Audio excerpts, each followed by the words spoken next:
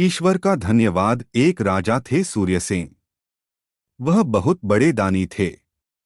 उनका प्रतिदिन का नियम था सवेरे जल्दी उठते नदी में स्नान करके पूजा पाठ करते तथा उसके बाद निर्धनों को दान दिया करते, तब जाकर वह अन्न जल ग्रहण किया करते थे। उनकी दयालुता की भावना देखकर उनके आस पड़ोस के शत्रु राजा भी मन ही मन बहुत प्रभावित थे। राजा सूर्यसेन के राज्य में प्रतिदिन सैकड़ों की संख्या में भिक्षुक आते थे। उन भिक्षुकों में दो व्यक्ति जिनका नाम रोहन व सोहन था, कई वर्षों से लगातार राजमहल में आते थे। अब तो राजा उनको नाम से भी पहचानने लगे थे। वे दोनों बहुत ईमानदार थे, अर्थात जितना एक दिन के लिए पर्याप्त होता उतना ही दान लिया करते थे। कई बार राजा ने उनको अधिक दान देने का प्रयास भी किया, किंतु वे दोनों सिर्फ उतना ही दान स्वीकारते जिससे उनको दो वक्त का भोजन मिल जाए। दोनों में एक विशेष बात यह थी कि दान लेने के बाद रोहन तो राजा का धन्यवाद करता, किंतु सोहन कहता था, हे ईश्वर, आपका धन्यवाद। ईश्वर का धन्यवाद करता। राजा को लगता कि दान तो इसे मैं देता हूँ, लेकिन सोहन ने कभी मुझे धन्यवाद नहीं करता, बल्कि हर बार यही कहता है कि ईश्वर का धन्यवाद। यहाँ पर राजा का अहंकार जाग जाता था। वह चाहता था कि सोहन भी रोहन की भांति उनको धन्यवाद दे। एक बार जब राजा दान दे रहे थे तो सदैव की भांति रोहन ने कहा, महाराज आपका बहुत बहुत धन्यवाद। तो सोहन ने दान लेने के बाद कहा, ईश्वर का बहुत बहुत धन्यवाद। उस दिन राजा ने सभी भिक्षुओं को तो जाने दिया, किंतु उन दोनों को राजमहल में रुकने को कहा और सोहन से पूछा, तुम्हें दान तो मैं देता हूँ, किंतु तुमने मेरा धन्यवाद कभी नहीं किया। सोहन ने कहा, राजन, ये आप समझते हैं कि आप दे रहे हैं, देने वाला तो ईश्वर है, आप तो निमित्त है। आप अपनी इच्छा से किसी को कुछ नहीं दे सकते। सोहन की बात सुनकर राजा ने मन ही मन निश्चय किया, कल मैं इसके साथ ही रोहन को धनवान बना दूंगा, तब इसे पता लगेगा कि कौन है देने वाला। अगले दिन राजा ने दोनों को अपने बाग में घूमने का अवसर दिया। पहले रोहन को अपने बाग में भेजा।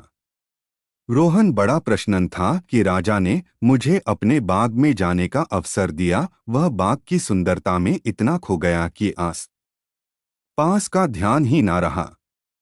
वहां पर राजा ने धन से भरी एक पोटली रखी थी जिसकी ओर उसका ध्यान ही ना गया। अब वह वापस आ गया। राजा ने पूछा कि क्या तुम्हें वहां कुछ मिला? रोहन बोला, नहीं महाराज, मुझे तो कुछ भी नहीं मिला, लेकिन बाग बहुत ही अच्छा था। अब सोहन की बारी थी। वह मन ही मन ईश्वर को धन्यवाद देता हुआ बाग में घूम रहा था कि उन्होंने उसे यह अवसर दिया कि आज राजा के बाग में घूमने का मौका मिला। वह बड़ा सतर्क होकर वहां चल रहा था, तभी उसकी दृष्टि उस पोटली पर पड़ी जिस पर रोहन की दृष्टि नहीं पड़ी थी। वह वापस आया और राजा को वह धन से भरी पोटली राजा को दे दी। अगले दिन राजा ने रोहन को एक बड़ा सा कटहल दिया और सोहन को मात्र कुछ रुपए दे दिए। सोहन ने सदैव की भांति ईश्वर को धन्यवाद दिया। अब रोहन बेमन से उस कटहल को लेकर चल दिया और सोचने लगा कि राजा ने आज आखिर यह क्या दिया है, और उसने बाजार में जाकर वह कटहल सब्जी वाले को बेच दिया। सोहन ने उन रुपयों का कटहल उसी सब्जी वाले से खरीदा और संयोग से ये वही था जिसे रोहन ने बेचा था। घर जाकर जब उसने वह काटा तो उसकी आंखें खुली की खुली रह गईं। उस कटहल में से सोने की कुछ अशर्फियां निकलीं। अगले दिन भिक्षा के लिए अकेला रोहन ही राजमहल पहुंचा तो राजा ने उससे सोहन के बारे में पूछा। रोहन ने राजा से बताया कि वह अब नहीं आएगा, उसे कहीं से सोने की अशर्फियां मिल गई हैं, अब वह एक धनवान व्यक्ति बन चुका है। राजा ने अपना माथा पकड़ लिया।